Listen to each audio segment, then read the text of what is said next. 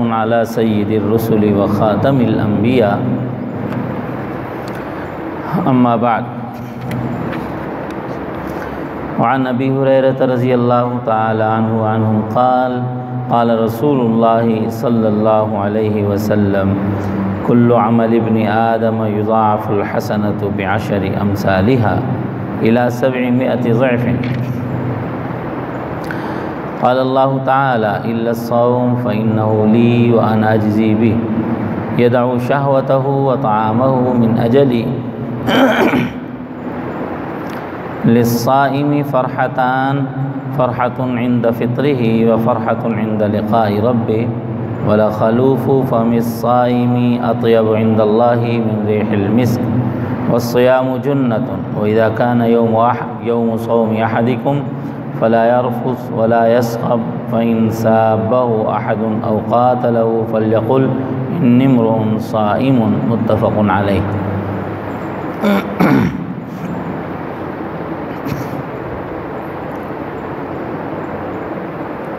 اس مبارک حدیث کے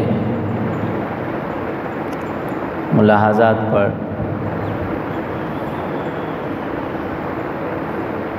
گزشتہ 3 مجالس میں بات ہو چکی.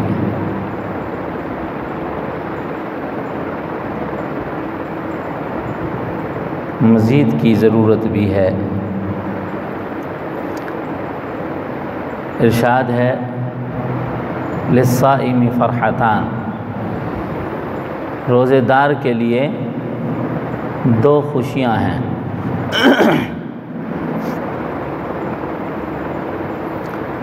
ایک خوشی اس کے افطار کے وقت ہوتی ہے اور ایک خوشی اس کے پروردگار کی ملاقات کے وقت ہوگی.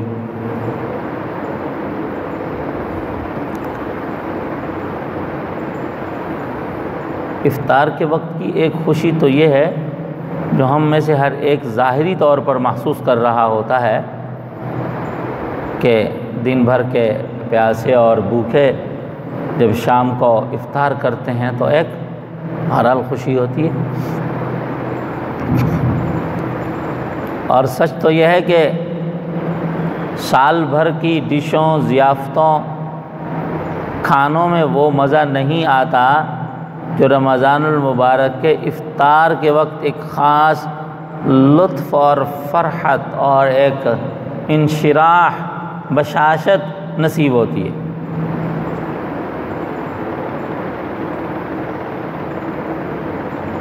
اور عجیب کوئی قدرتی میزبانی بھی ہوتی ہے کہ کوئی سے کوئی کم سے کم گیا گزرا غریب آدمی بھی افطار کے وقت اپنے معمول سے بہتر کچھ اپنے سامنے رکھتا ہے یا اللہ کی طرف سے اس کے سامنے پیش ہو رہا ہوتا ہے.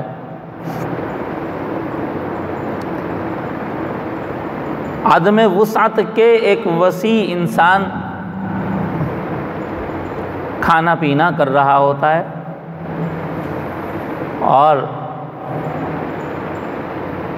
رمضان المبارک کے بغیر سال بھر میں اس نوعیت کا دسترخوان اور اس نوعیت کا اکرام اصحاب وسعت کو بھی نصیب نہیں ہوتا.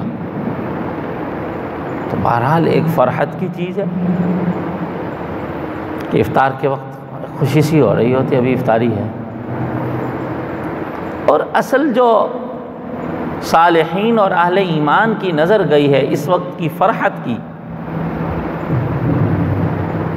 وہ اس بات کی طرف گئی ہے کہ اس وقت اللہ خوش ہو کر بندے کی دعائیں قبول کر رہے ہوتے ہیں.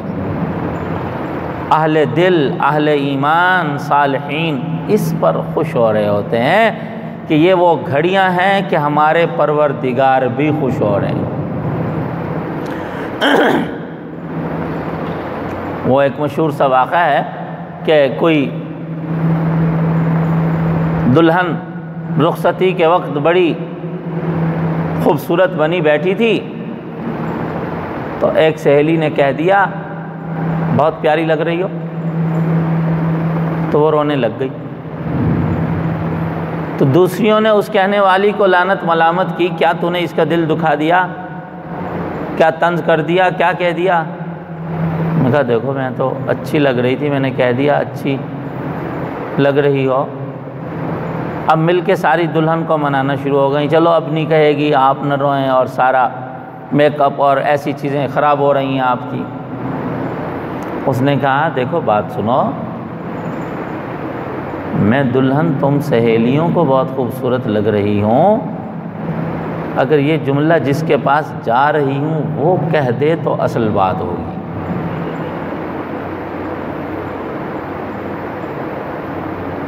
تمہیں تو بھلے سے بھلی لگ رہی ہوں۔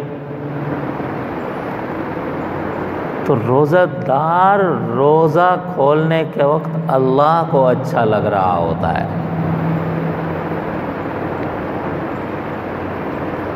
یہ اس وقت اللہ کو پیارا لگ رہا ہوتا ہے، اللہ کو اس روزے دار پر اس وقت پیار آ رہا ہوتا ہے۔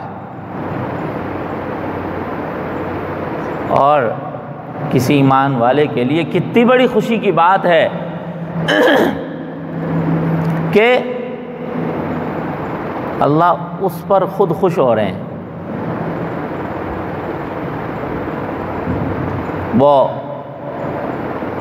اس کے انعام میں پھر اللہ جل شانہ اس کی دعائیں قبول فرما رہے ہیں۔ اس لیے افطار کے وقت دعائیں قبول ہوتی ہیں، کبھی افطاری بغیر دعا کے نہیں کرنی چاہیے، کبھی بغیر دعا کے افطاری نہیں کرنی چاہیے۔ بہت ہی وقت تنگ ہو یہ دعا تو کر لیں، اللہ میری دعاؤں کو قبول فرما لیجئے، میری دین دنیا آخرت کے سارے مسائل حل فرما دیجئے۔ ربنا آتنا فی الدنیا حسنہ وفی الآخرۃ حسنہ وقنا عذاب النار، کم از کم ان مبارک الفاظ سے دعا کر لیجئے، کیجئے ضرور۔ اور ہمارے عمل کی ان کی خوشی کے ہاں یہ کیفیت ہے، وہ جیسے کوئی ایک دیہاتی تھا، جنگل گاؤں گوٹھ میں کہیں رہتا تھا، اس کو ایک دفعہ خیال آیا یار میرے باغ اور علاقے کا پانی بہت میٹھا اور اچھا ہے، بادشاہ کو اس طرح کا کہاں پانی نصیب ہے یار، یہ پانی میں لے کے جاتا ہوں بادشاہ کو پیش کرتا ہوں، میٹھا اور اچھا پانی۔ آج اس نے مٹکا تیار کیا اور اس میں اپنے علاقے کا پانی بھرا اور چل دیا۔ لمبا سفر تھا، ریگستانوں اور صحراؤں سے گزرتا ہوا کسی طرح بادشاہ کی دربار میں پہنچا۔ چونکہ بادشاہ کے لیے گفٹ جا رہا تھا تو اس کی پیکنگ بڑی شاندار کی، اس گفٹ پیک تھا۔ بادشاہ کو بلا ایسا کہاں پانی نصیب اس کے خیال میں، اور کسی طرح رسائی کر کے بادشاہ تک پہنچا اور کہا بادشاہ بس تحفہ لایا ہوں آپ کے لیے، اور اتنی دور سے لایا ہوں، اس مشقت سے لایا ہوں۔ کہا کیا لائے ہو؟ کہا میرے علاقے کا میرے کنویں کا پانی بہت میٹھا اور شاندار ہے، بس وہ بھر کر آپ کی دربار میں لے آیا ہوں۔ بادشاہ نے کہا اچھا چلو ماشاءاللہ بہت شکریہ آپ کا، کھولیے ذرا اس کو۔ تو بادشاہ نے جب وہ اس کا برتن کھلوایا، اول تو بہت سارا پانی خشک ہو چکا تھا کئی دنوں کی وجہ سے مٹکے میں، اور جو بچا ہوا تھا اس میں ایک نوعیت کی بدبو بھی پیدا ہو چکی تھی، کئی دن جو بند رہا، اور اس بدبو سے پوری مجلس متاثر ہو گئی۔ لیکن بادشاہ پھر بادشاہ ہوتے ہیں نا، اپنی شان کے مطابق وہ رکھ رکھاؤ رکھتے ہیں، اکرام کرتے ہیں، دل جوئی کرتے ہیں۔ تو بڑی اس نے اس کی ستائش کی، تعریف کی، ماشاءاللہ اتنا اچھا پانی، اتنا بہترین پانی آپ میرے لیے لائے ہیں، آپ کا شکریہ ہے، ماشاءاللہ۔ بہت اس کی خاطر مدارات کی، اس کے اور اس کے لیے اعلان کیا شرفیوں کا کہ خزانے سے اتنا کچھ اس کو دیا جائے انعام میں۔ اور یہ قدیم سے روایت تھی، بادشاہوں کو لوگ تھوڑے گفٹ اس لیے جا کر دیا کرتے تھے کہ بادشاہ اس کے بدلے میں بڑے انعام دیتے تھے، قدر کرتے تھے اس کی۔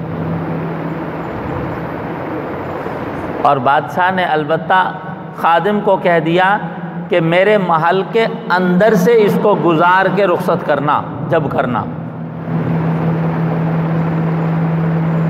اور اس کے محل کے اندر انواع و اقسام کے چشمے جاری تھے، اور مرغزار سبززار اور ایک شادابی کی کیفیات سے پانی کے چشمے گزر کے جا رہے۔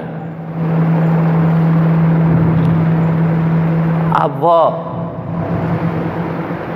بادشاہ کی جانب سے اکرام بھی ہو گیا اور اس کا کھانا دانا بھی ہو گیا۔ اب جب رخصتی کے وقت اس کو بادشاہ کے محل کے ایریے سے گزار کر رخصت کیا گیا تو اس کا سر شرم سے جھک گیا۔ ارے میں تو کیا سمجھ کے لایا تھا، میں تو ایک مٹکا لایا، بادشاہ کے پاس تو یہاں نہریں اور چشمے جاری ہیں۔ سچ تو یہ ہے کہ ہمارے کسی عمل کی حیثیت اس دیہاتی اور اعرابی کے بند مٹکے میں بھرے ہوئے بدبودار پانی سے بھی کم حیثیت رکھتی۔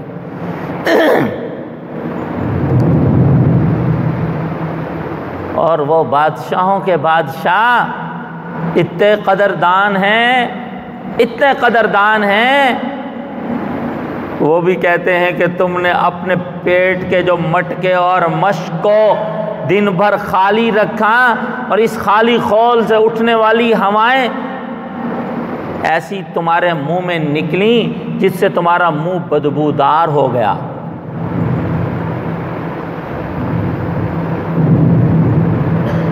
بڑے قدردان ہیں بادشاہوں کے بادشاہ، بادشاہوں کے بادشاہ۔ نبی علیہ الصلوۃ والسلام نے فرمایا روزے دار کے منہ کی بدبو اللہ کے ہاں مشک کی خوشبو سے بھی بہتر ہے۔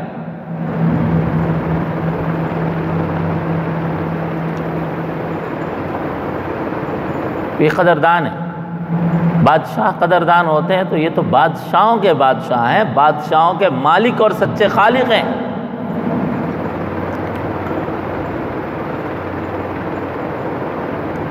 تو ایک تو فرحت، خوشی جو اہل ایمان کے ہاں ایک بڑا مقام رکھتی ہے وہ یہ ہوتی ہے کہ اس وقت اللہ خوش ہو رہے ہوتے ہیں۔ جیسا کیسا روزہ رکھا، جیسی کیسی کمی کوتاہی ہوئی، وہ قدردان، مہربان، محبت اور خوشی اور اپنے عفو اور کرم سے قبول فرما رہے ہوتے ہیں۔ روزہ کیا، اس روزے کی حالت میں ہونے والی دعائیں بھی قبول کر رہے ہوتے ہیں۔ ارے منہ بدبودار منہ سے تو کوئی عام انسان بات سننے کو تیار نہیں ہوتا۔ عام احوال میں اس پروردگار کے گھروں کے ضابطوں میں لکھا ہے، رسول اللہ صلی اللہ علیہ وسلم نے فرمایا من اکل من هذه الشجرة المنتنة فلا يقربن مسجدنا۔ منہ کی جو فطری بدبو ہے وہ تو بہت گندی ہوتی ہے، حلال اور پاک چیز کی بدبو بھی اللہ کے گھر میں پسند نہیں ہے۔ چنانچہ حکم ہے لہسن اور پیاز کچے کھا کر، جس سے منہ میں ایک لہسن اور پیاز کی بو سی ہو، مسجد میں نہ آؤ، مسجد کے قریب نہ آؤ۔ عام احوال میں لکھا ہے ابخر اور اظفر آدمی مسجد میں جماعت کو نہ آئے، جس کے بغل سے بدبو آتی ہو اور جس کے منہ سے زیادہ بدبو آتی ہو وہ مسجد میں نماز پڑھنے نہ آئے، گھر پہ پڑھا کرے، اس لیے کہ مسجد میں آئے گا تو اس سے نمازیوں کو تکلیف ہوگی۔ جمعے کے غسل کی سنت کا آغاز اس پر ہے کہ اون کا لباس پہنا جاتا تھا، گرمی کا موسم ہوتا تھا، پسینوں سے ایک ہوا اٹھتی تھی، حکم ہوا کہ یہ ہوا مسجد میں نہیں ہونی چاہیے، غسل کر کے تازہ تازہ ہو کے آیا کریں تاکہ وہ پسینوں کی وہ جو ایک فطری سی ایک ہوا ہوتی ہے وہ نہ آئے۔ عام ضابطوں میں خدا کے گھر کی اتنی نفاست ہے، پاکیزگی ہے، اور وہی رب ہیں جو ہماری شریعت اور دین میں یہ گنجائش کیا، اس کی تحسین فرما رہے ہیں۔ روزے دار کے منہ کی بدبو اللہ کے ہاں مشک کی خوشبو سے افضل ہے۔ ہمارے حضرت امام شافعی رحمۃ اللہ علیہ تو کہتے ہیں روزے دار کو منہ کی بدبو دور کرنے کے لیے مسواک بھی نہیں کرنا چاہیے، اس لیے کہ یہ بدبو جب اللہ کو پسند ہے تو اس کو کیوں زائل کریں یار۔ اگرچہ ہمارے فقہائے حنفیہ یہ فرماتے ہیں بھائی اس کا یہ مطلب نہیں ہے کہ اس کی بنیاد پر مسواک کی سنت کو چھوڑ دیا جائے، وہ مسواک کی سنت اپنی جگہ ایک معنویت، مقام اور وقعت رکھتی ہے، اور یہ مطلب بھی نہیں ہے کہ بدبو کو بڑھایا جائے۔ قدرتی خلو معدہ کے خالی ہونے سے ایک منہ کی جو ایک ہوا اور فضا بدلی ہوئی ہوتی ہے وہ مسواک کرنے کے بعد بھی بہرحال باقی رہتی ہے یا پھر پیدا ہو جاتی ہے، تو اس سے مسواک کی سنت کو تو ترک نہیں کرنا چاہیے۔ تاہم اس بات پر علماء احناف بھی یقین رکھتے ہیں کہ اللہ کو روزے دار کی اس منہ کی جو ایک قدرتی کیفیت پیدا ہو جاتی ہے صبح سے شام تک،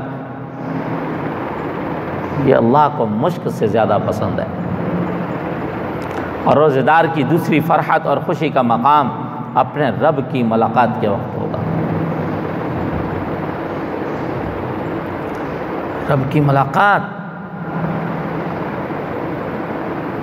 یہ جنت میں جنتیوں کو ملنے والی نعمتوں میں سب سے افضل اور اعلیٰ نعمت ہوگی رب ذوالجلال کا دیدار، اس وقت خوشی ہوگی۔ آپ دیکھیں روزے دار کے روزے کے افطار کے وقت کی خوشی کو گویا دنیا کی ایمانی خوشیوں کی ابتدا اور رب ذوالجلال کے لقاء کی خوشی کو خوشیوں کی انتہا کے طور پر بیان کیا گیا۔ گویا ایک گونا لطیف انداز سے خوشخبری ہو رہی ہے روزے داروں کو،